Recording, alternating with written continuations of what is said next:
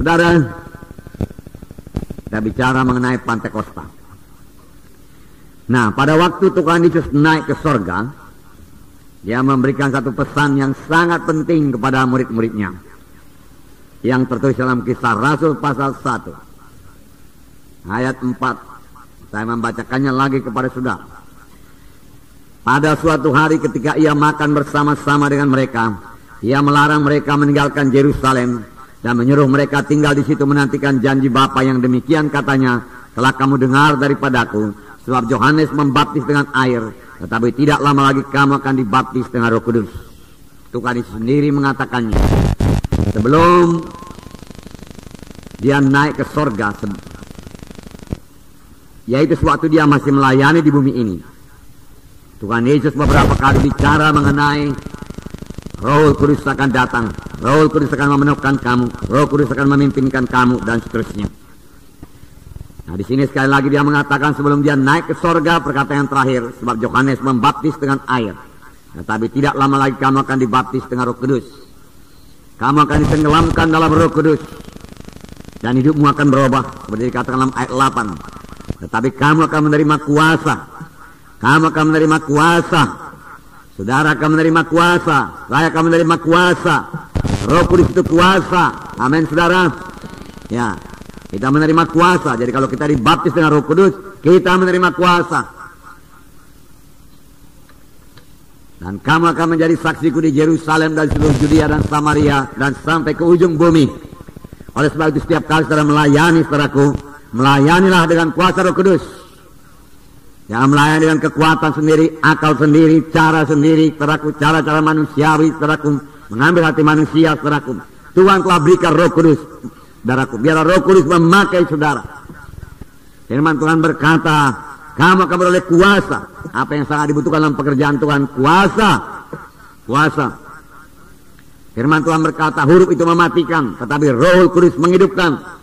Firman Tuhan berkata, bukan oleh kuat, bukan oleh gagah, tapi oleh Roh Tuhan juga, maka pekerjaan Tuhan jadi.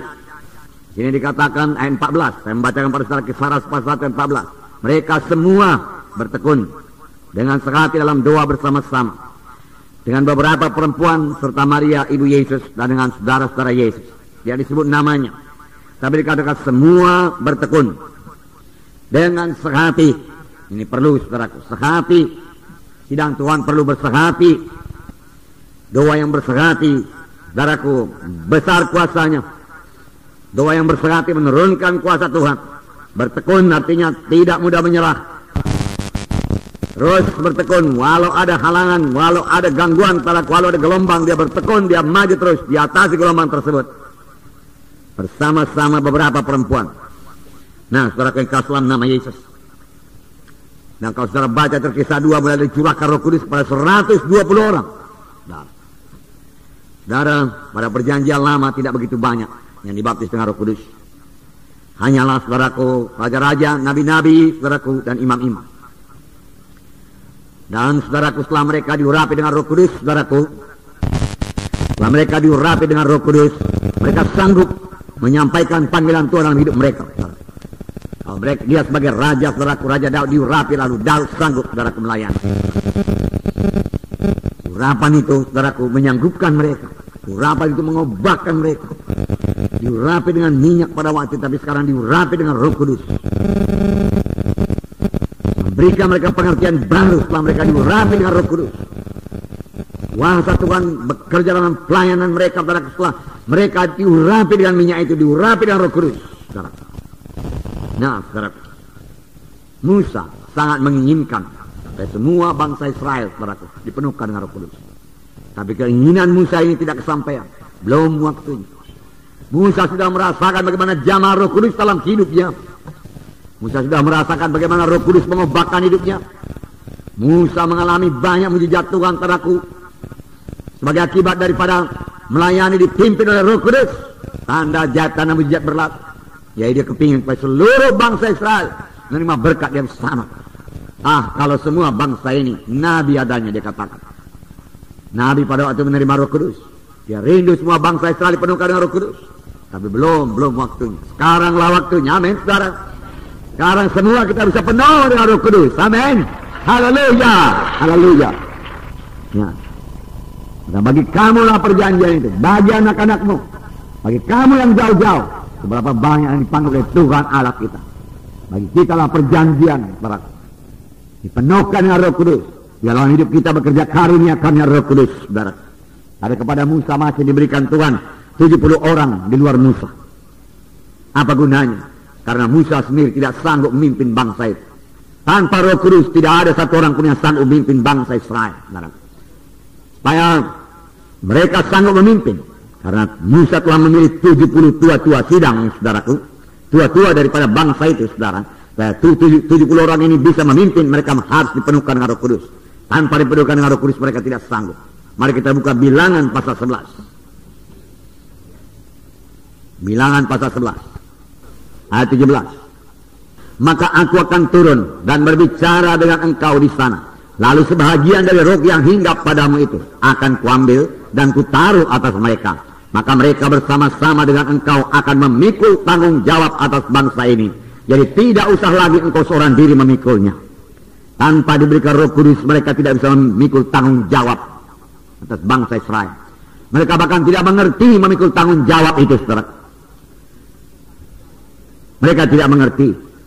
Sampai sekarang kalau kita mau mengerti perkara-perkara rohani, kita tidak bisa mengerti dengan akal manusiawi, dengan kebentaran manusia tidak bisa. Kita perlu, saudara, wahyu daripada Roh Kudus, saudara. Kita perlu Roh Kudus, saudara, bekerja dalam hati kita, saudara, menerangkan rahasia daripada firman Tuhan. Tuhan berkata kepada Musa, kumpulkan 70 tua-tua sidang. Dia katakan, lalu aku mengambil sebahagian daripada roh yang ada padamu dan kutaruh ke atas mereka. Lalu mereka, dia katakan, akan sanggup memikul tanggung jawab atas bangsa Israel bersama-sama dengan engkau. Tanpa diberikan Roh Kudus mereka tidak sanggup memikul tanggung jawab. Itu sebabnya saudara Tuhan berkata, tunggulah di Yerusalem, jangan pergi.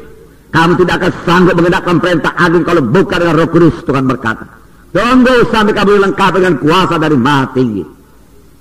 Betapa sayangnya saudaraku, masih banyak saudaraku, ya, gereja-gereja belum menerima Roh Kudus sepenuhnya, belum membiarkan Roh Kudus beroperasi dalam sidang Tuhan. Saudaraku, dalam sidang ini biar Roh Kudus, saudaraku, mengambil tempat yang utama, memimpinkan kita semua, saudaraku, mengubahkan kita semua, melengkapi kita semua, mengurapi kita semua, dan membiarkan saudaraku Roh Kudus bekerja dalam sidangnya ini dengan memakai saudara. Haleluya. Nah, saudaraku, kemudian ayat 24, mari kita baca. Setelah Musa datang keluar, nah, sekali lagi sama-sama. Setelah Musa datang keluar, disampaikannya firman Tuhan itu kepada bangsa itu. Ia mengumpulkan 70 orang dari para tua-tua bangsa itu dan menyuruh mereka berdiri di sekeliling kemah. Lihat, saudaraku, ini orang yang penuh dengan Roh Kudus. Saudaraku, dia tidak kesulitan akan firman Tuhan. Dia dengar suara Tuhan. Dia pula sidang. Lalu firman Tuhan sini berkata, disampaikannya firman Tuhan itu.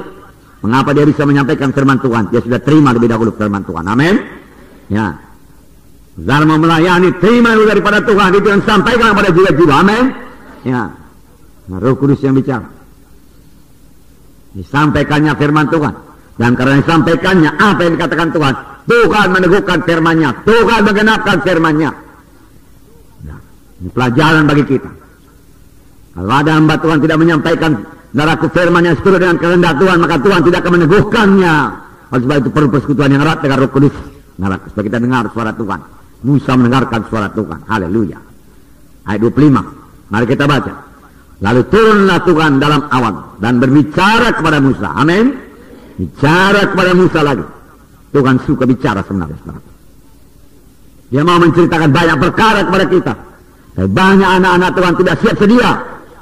Tidak mengharapkan Tuhan bicara, tidak ekspektan dia, saudara, tidak menunggu. Firman Tuhan berkata, siapa yang menantikan Tuhan akan membarui kuatnya. Menantikan Tuhan dengan merindukan suara Tuhan. Haleluya. Terima kasih Tuhan.